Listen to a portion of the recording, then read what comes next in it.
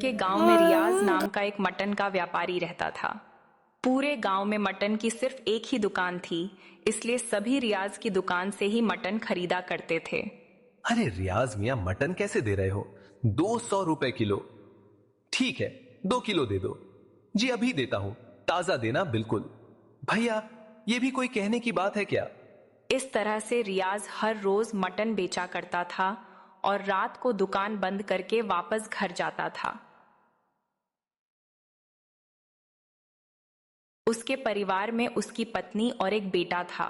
रियाज हर रोज सुबह सुबह उठकर पास ही के गांव से बकरियां लाने जाया करता था और बकरियां लाकर गांव वालों को उसका मटन बेचा करता था। इसी तरह एक दिन सुबह रियाज पास ही के गांव बकरी के व्यापारी सुरेश के पास जाता है। तब व्यापारी उसे कहता है, अरे रियाज, सुना है तेरा धंधा तो बहुत अच्छा चल रहा है। हाँ भैया, बस घर का खर्चा चल जाता है। अरे अब झूठ भी मत बोलो, पूरे गांव में तुम अकेले ही मटन बेचते हो। तुम तो मनमाने दाम में मटन बेच के खूब कमाते होगे और मुझसे तो सस्ते दामों में बकरियां लेकर जाते हो, तो मुनाफा तो बहुत होता होगा। नहीं भैया, ऐसा बिल्कुल नहीं है। मैं तो कम से कम दामों में मटन बेचता हूं। मैंने गांव वालों से कभी कोई बेईमानी नहीं की है। अच्छा ठीक है, वो सब रहने दो। तुम्हें बस यह बताना था कि बकरियों का चारा बहुत महंगा हो गया है, तो उनकी देखभाल करने में बहुत खर्चा होगा। इसलिए आज से बकरियों के दाम भी बढ़ गए हैं। एक बकरी 4,000 की मिलेगी। अरे नहीं नहीं भैया, मैं ऐसा मत कहिए। इतनी महंगी बकरियां मैं कैसे खरीद पाऊंगा? और अगर बकरियां इतनी महंगी खरीदूंगा तो इसका मटन सस्ते दामों में गांव में जाकर कैसे बेचूंगा? देखो भाई, लेना है तो लो, नहीं तो और भी हैं खरीदने वाले। रियाज के पास बकरी खरीदने के अलावा और कोई रास्ता नहीं था, क्योंकि सुरेश को छोड़कर गांव में और कोई भी बकरियां नहीं पाला करता था। सुरेश ने इसी बात का फायदा उठाना शुरू कर दिया और वह अपने ग्राहकों को महंगे दाम में बकरियां बेचने लगा। ठीक है भैया, आज तो फिर मैं एक ही बकरी ले जा सकूंगा। पहले की तरह 1,000 की देते तो 4 बकरियां ले जा सकता था। अरे भाई, ऐसी कोई बात नहीं। अगर महंगी लग रही है तो जाओ दूसरे आदमी से ले लो। यह कहकर सुरेश हंसने लगता है और रियाज एक बकरी लेकर घर वापस आ अरे बाकी की बकरियां कहाँ हैं? दुकान पर ही छोड़ दी क्या? अरे नहीं, जहां से मैं बकरियां लेता हूं उसने बकरियों के दाम बढ़ा दिए हैं, इसलिए आज एक ही बकरी ला सका मैं। तो फिर आप मटन कैसे बेचेंगे? मेरा मतलब है एक बकरी से तो बहुत कम मटन निकलेगा। हाँ, मटन तो कम निकलेगा, लेकिन वह भी बिक जाए तो बहुत बड़ी बात है। मतलब मैं समझी नहीं। पहले तो मैं कम दाम में मटन बेचा करता था, लेकिन अब जो इतनी महंगी बकरी लेकर आया हूं, तो मटन भी तो महंगा ही बेचना पड़ेगा ना। और इतना महंगा मटन पता नहीं गांव वाले खरीदेंगे भी या नहीं। अरे रे रे, ये तो बहुत बड़ी मुसीबत है।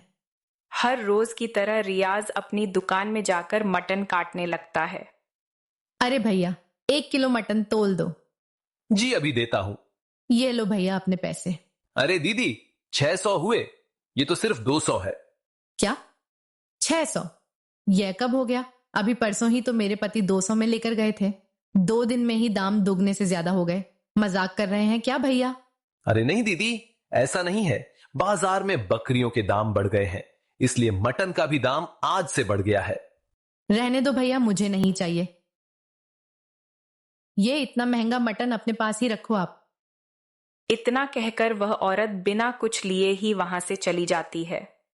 कुछ समय बाद और भी ग्राहक रियाज के पास आते हैं, लेकिन महंगा होने के कारण कोई भी उससे मटन नहीं लेता और सब उसे भला बुरा कहकर उसकी दुकान से चले जाते हैं। अरे यह क्या, ये तो सरासर लूट मचा रखी है। इससे सस्ता तो शहर में मटन मिल जाएगा। शाम हो जाती है कि बकरी बेचने वाला सुरेश उसकी दुकान के ठीक सामने मटन की दुकान लगा रहा होता है। यह देखकर वह हैरान हो जाता है। आ जाओ, आ जाओ, सस्ते में मटन ले जाओ। मटन बिरयानी बनाओ और मजे से खाओ। आओ, आओगे तो पाओगे, नहीं तो बाद में पछताओगे। इतना सुनते ही सभी गांव वाले सुरेश की दुकान पर मटन खरीदने के लिए लाइन लगा लेते हैं। अरे भैया, मटन कैसे दे रहे हो? 200 रुपए किलो दे रहा हूं भाभी, कितना दे दूं? अच्छा, तब तो 2 किलो दे दो। अरे भाई, मुझे भी 1 किलो मटन तोल दो। अरे भैया, थोड़ी मटन कढ़ी बना लेना और थोड़ा मटन बिरयानी बना लेना। 4 किलो ले लो, 400 ही होंगे। ये बात तो ठीक है, आप इतना सस्ता कैसे दे रहे हो? आज से पहले आपको देखा भी नहीं इस गांव में। वह सामने की दुकान में तो 600 का 1 किलो मिल रहा है। अरे भैया, हम बाकियों की तरह ठग नहीं हैं। बीवी बच्चे वाले आदमी हैं। एक एक पैसे की कीमत हमें अच्छे से मालूम है। मैं नया हूं, लेकिन मटन हमेशा पुराने दाम पर ही आप सभी को बेचूंगा। सभी लोग बहुत खुश होते हैं और सुरेश की दुकान से मटन लेने लगते हैं। रियाज को कुछ भी समझ में नहीं आ रहा होता है। जब सुरेश की दुकान पर भीड़ कुछ कम होती है, तब रियाज उसकी दुकान पर जाता है। अरे भाई, आपने ऐसा क्यों किया भला? मैंने क्या किया? मैं तो अच्छा खासा यहां मटन बेच रहा हूं। बकरियों के दाम तो बढ़ गए हैं ना। तो फिर भैया, आपने मटन इतना सस्ता कैसे बेच दिया? ऐसा करने में तो मुझसे कोई भी मटन नहीं खरीदेगा और मेरा व्यापार बंद हो जाएगा।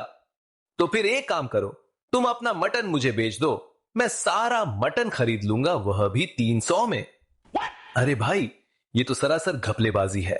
मैंने पूरे 4000 देकर तुमसे बकरी ली थी। 300 में मैं तुमको सारा गोश्त दे दूंगा तो मेरा तो घाटा हो जाएगा। तो फिर भाई, तुम रास्ता नापते बनो। वैसे भी थोड़ी देर में मुझे दुकान बंद करके घर जाना है। रियाज अब पूरी तरह से फंस चुका था, इसलिए मजबूर होकर उसने सारा मटन सुरेश को 300 में भी दिया और दुखी मन से घर वापस आ गया।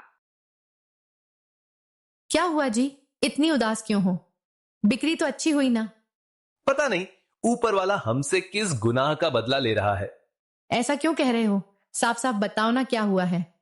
रियाज उसे सारी बात बताता है। अब तो दोनों को ही कुछ भी नहीं सूझ रहा था कि घर कैसे चलेगा। उधर सुरेश भी दुकान बंद करके अपने घर पहुंचता है तो उसकी पत्नी सीमा उसे कहती है, आ गए पतिदेव, लाइए, कितनी कमाई हुई है, इधर दीजिए। अरे भाग्यवान, कभी पानी का भी पूछ लिया करो। ज्यादा मचमच मत करो। सीमा नाम है मेरा। नौकरों वाले काम कराने हो तो इतना कमाओ कि घर में नौकर रख सको। तुम भी ना। अच्छा छोड़ो, आज तो पहले से भी ज्यादा कमाई हुई है। पूरे 6000 मिले हैं। अच्छा जी, आज कौन सी घपलाबाजी करी तुमने? सुरेश उसे बात बताता है कि कैसे उसने सस्ता मटन बेचकर रियाज का धंधा चौपट कर दिया। इस पर सीमा उसे कहती है, अरे मेरे मूर्ख पतिदेव, मेरे मायके से मिली सोने जैसी बकरियों को तुमने इतने सस्ते में कैसे बेच दिया? पता भी है सोने का भाव कितनी तेजी से आसमान छू रहा है। मुझे पता था तुम यही कहोगी, लेकिन मैं और करूं भी क्या? घर में आते ही तुम पैसे मांगने लगती हो। कहां से लाऊं इतने सारे पैसे? और तुम्हें ये कहां से सोने की बकरियां दिखी? सीमा नाम है मेरा। पैसे तो चाहिए ही चाहिए मुझे, वो भी बहुत सारे। और हाँ, मेरी बकरियां किसी सोने से कम नहीं है। अब कल से तुम ठीक वैसे ही करोगे जैसा मैं तुम्हें कहूंगी। क्या करना होगा मुझे? जानवरों को बड़ा करने के लिए और उसका वजन बढ़ाने के लिए शहर में दवाइयां मिलती हैं। अब से हम सस्ते दाम में बकरी के बच्चे को लाएंगे और उसे दवाइयां खिला खिलाकर बड़ा कर देंगे और उसी के मटन को गांव के बाजार में बेचेंगे। बकरी का वजन बढ़ेगा तो मटन बेचने में और भी मुनाफा होगा। समझे मेरे उल्लू पतिदेव? पर यह तो गलत है। अब तुम मुझे सिखाओगे कि क्या सही है और क्या गलत। चुपचाप से जैसा कहा है वैसे ही करते जाओ। अगले दिन से सुरेश छोटी बकरियों को इंजेक्शन लगाकर बड़ा कर देता है, जिससे कुछ दिन में ही वो काफी बड़ी और भारी भरकम हो जाती हैं। गांव में किसी को भी सुरेश की इस हरकत का पता नहीं चलता और वह बेफिक्र होकर उसकी दुकान से सस्ते दाम पर मटन खरीदते हैं। उधर रियाज का मटन का व्यापार बंद हो गया था, इसलिए वह मजदूरी करने लगा। कुछ समय बाद ईद आने वाली होती है तो रियाज सुरेश की दुकान पर मटन खरीदने के लिए आता है। सुरेश उसे मटन तौल कर देता है। अरे ये क्या?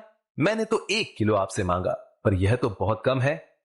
हाँ तो देसी बकरे हैं, मैं लंगड़े बीमार बकरे नहीं बेचता। तभी वहां गांव के मुखिया जी आते हैं और दावत के लिए 100 किलो मटन का ऑर्डर देकर चले जाते हैं। रियाज दूर से सब देख रहा होता है क्योंकि उसे सुरेश पर शक हो गया था। 100 किलो मटन के ऑर्डर के लिए इतनी आसानी से हां कह दिया।